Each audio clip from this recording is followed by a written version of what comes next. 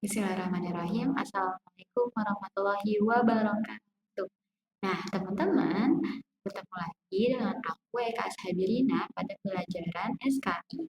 Nah, kali ini kita akan mempelajari tentang peristiwa dan bukti kerasulan Rasulullah SAW. Simak baik-baik ya materi kali ini.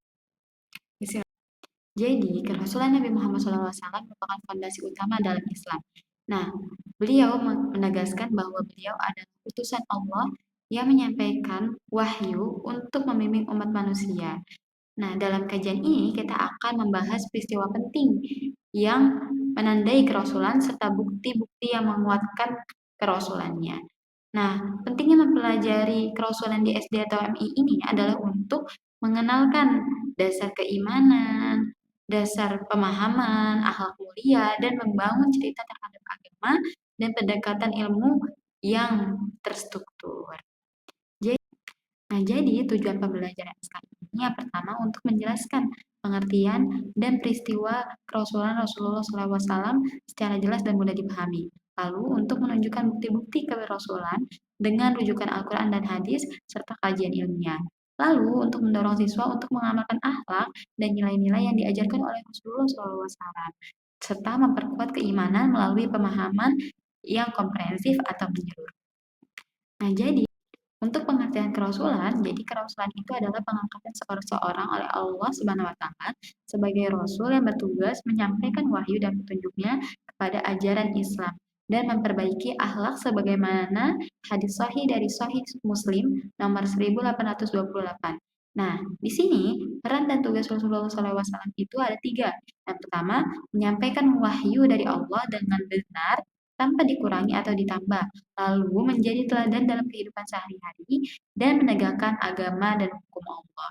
Jadi itu tadi peran dan tugas Rasulullah sebagaimana hadis yang tertera pada nomor 1828 oleh hadis Sahih Muslim. Untuk identitas Rasulullah SAW, jadi nama beliau itu nama lengkapnya adalah Muhammad bin Abdullah bin Abdul Muthalib. Nah, lahirnya di Mekah pada tahun 570 Masehi pada tahun gajian dari suku Quraisy dan dari keluarga Bani Hashim yang sangat mulia. Jadi, Rasulullah lahir bukan di keluarga yang biasa-biasa saja, tapi emang keluarga yang sudah terpandang. Nah, sifat-sifat Rasulullah ini menurut hadis yang sangat dikenal, yaitu hadis Jibril, Rasulullah ini memiliki 4 sifat utama. Yang pertama sidik. Sidik itu artinya jujur. Jadi Rasulullah ini selalu berkata benar dan tidak pernah berkata dusta.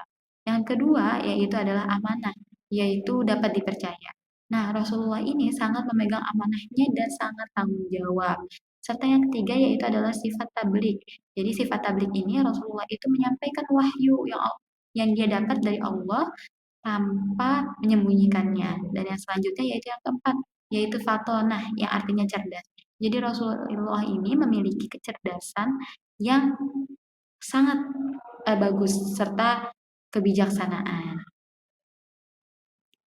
Nah, untuk latar belakang peristiwa kerasulan Nabi Muhammad SAW ini, jadi pada usia sekitar 40 tahun, Nabi Muhammad ini sering menyendiri untuk beribadah dan merenung tentang keadaan masyarakatnya. Jadi pada saat itu masyarakat Arab itu, masyarakat di sekitarnya itu sedang porak-poranda atau tidak karuan.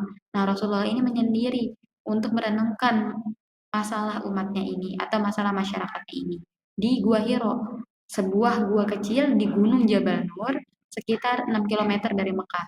Nah, Gua Hiro ini tempatnya dipilih oleh Rasulullah karena Gua Hiro ini punya suasana yang sangat sunyi dan tenang yang memungkinkan beliau untuk mencari ketenangan spiritual.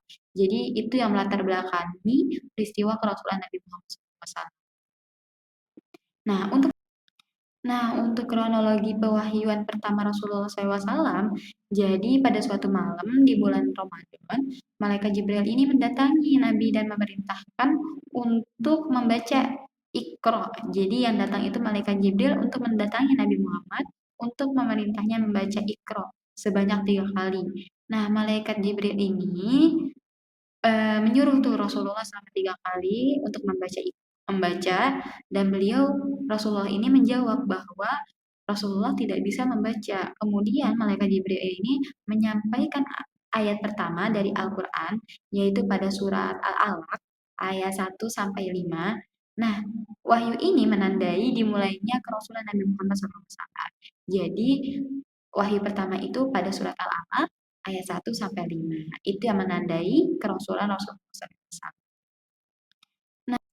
Nah, setelah mengalami peristiwa pewahyuan tersebut, Rasulullah merasakan dampak-dampaknya.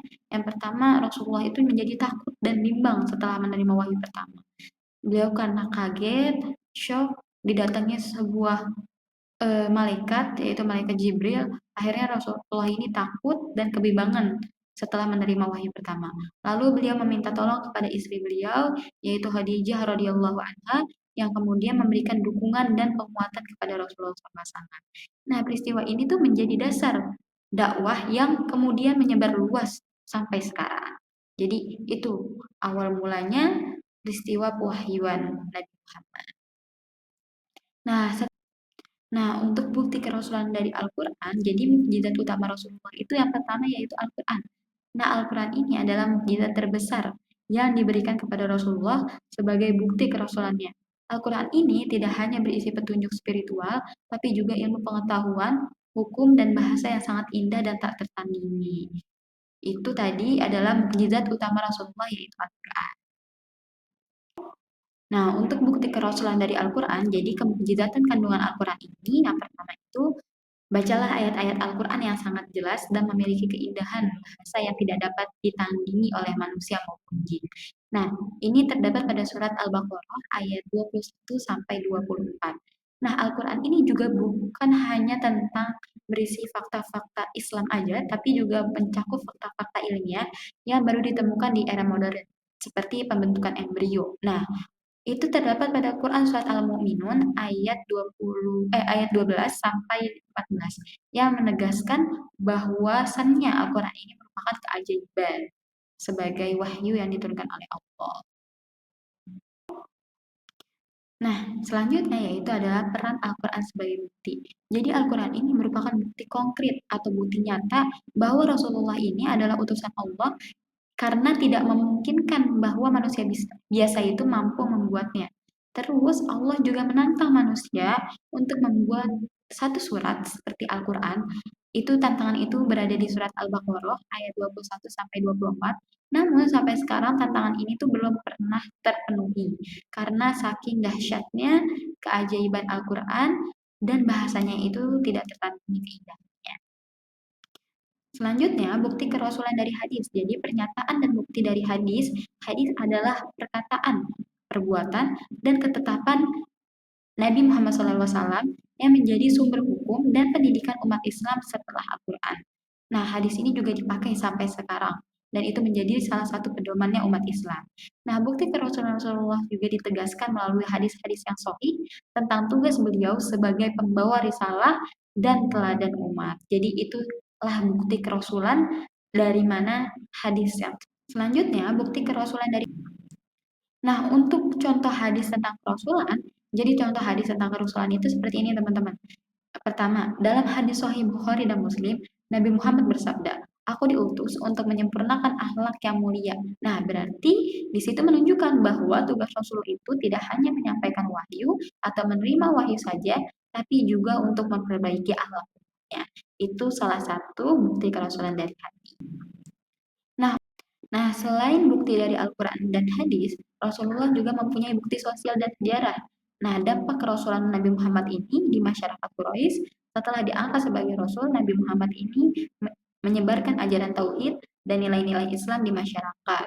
Mekah yang pada saat itu mayoritasnya memuja berhala.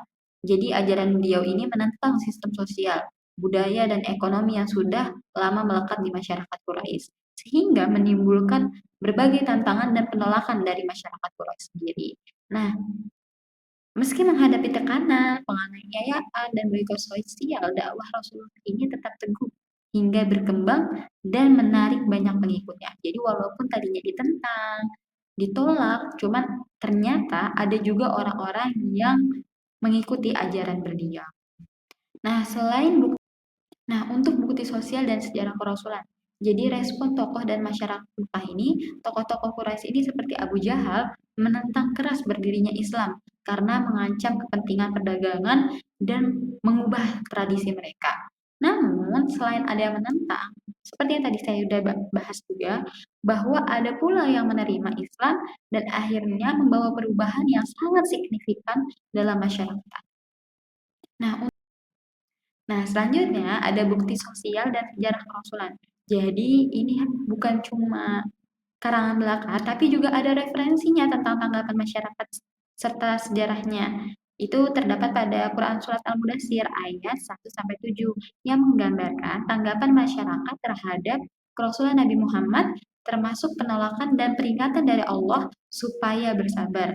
Selanjutnya, selain di surat Al-Mudassir ada di surat Al-Furqan yaitu ayat 61-77 yang menggambarkan perbedaan sikap antara orang beriman dan orang kafir. Selanjutnya juga ada di hadis riwayat Bukhari dan Muslim yang mencatat perjuangan Nabi dan para sahabat untuk menghadapi tekanan sosial dan bagaimana kesabaran mereka ini serta keteguhannya ini menjadi modal utama dalam keberhasilan dakwahnya. Selanjutnya, selain di Al-Quran dan hadis, ada pula referensinya yaitu di Jurnal Sejarah Islam Kontemporer pada tahun 2023 yang meneliti dampak keberadaan Nabi Muhammad terhadap perubahan sosial dan politik di Jazirah Arab. Jadi itu tadi referensi-referensi tentang tanggapan masyarakat serta sejarahnya. Nah, selanjutnya kita berada di kesimpulan yaitu yang pertama kesimpulannya wahyu pertama itu di Gua Hiro, jadi menjadi awal kerasulan Nabi Muhammad SAW. Selanjutnya Al-Quran adalah mukjizat abadi yang membuktikan kerasulan beliau. Nah, selain itu Nabi juga memiliki sifat mulia yaitu jujur, dapat dipercaya, dan bijaksana atau 4 sifat yang tadi sudah kita sebutkan. Terus ada juga hadis sahih ini memperkuat bukti kerasulan melalui ajaran dan mukjizat-mukjizat yang tertera pada hadis. Nah, selanjutnya kesimpulannya bahwasannya dakwah Nabi Muhammad ini membawa perubahan sosial besar meski mendapat berbagai macam penolakan ataupun cacian. Itu tadi kesimpulan yang saya dapat. Nah, selanjutnya, jadi teman-teman, untuk pembahasan atau kajian kita kali ini, saya memberikan daftar pustaka atau referensi-referensi yang bisa teman-teman baca atau perdalam lagi di rumah. Nah, berikut daftar pustaka atau referensi-referensi yang sudah saya buat terkait kajian kali ini. Nah, teman-teman semua, kita sudah berada di penghujung pembahasan. Saya Eka Ashabirina meminta maaf sebesar-besarnya apabila ada salah-salah kata. Kurang lebihnya mohon maaf. Wassalamualaikum warahmatullahi wabarakatuh. Sampai jumpa.